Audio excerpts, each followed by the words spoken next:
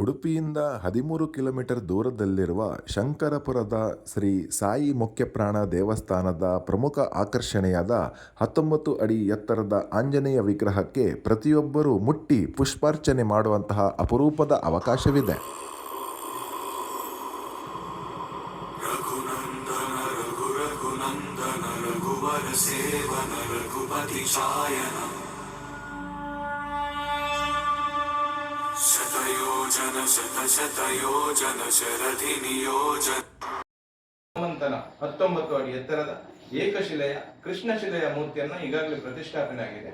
ಪ್ರತಿ ಹುಣ್ಣಿಮೆಗೆಯಲ್ಲಿ ವಿಶೇಷವಾದಂತಹ ಒಂದು ಸೇವೆ ನಡೀತದೆ.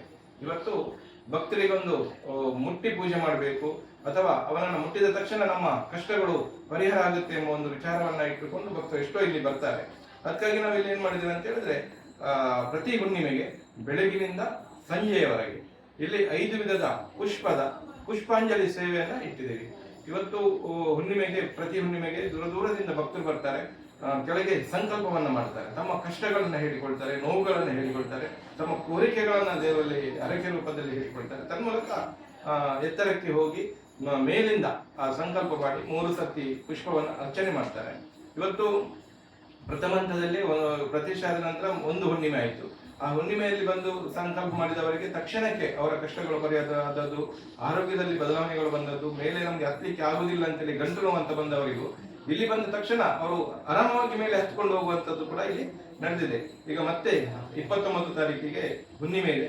ಆ ದಿನದಂದು ಒಂದಷ್ಟು ಭಕ್ತರು ಹೆಸರು ನೋಂದಣಿ ಮಾಡಿದರೆ ನಮ್ಗೆ ಪುಷ್ಪಾಂಜಲಿ ಮಾಡ್ಲಿಕ್ಕಿದೆ ಅಂತ ಹೇಳಿದ್ರೆ ಏನಿಲ್ಲ, ಬರೋದು, ಸಂಕಲ್ಪ ಮಾಡೋದು, ಪುಷ್ಪಾಂಜಲಿ ಹಾಕೋದು.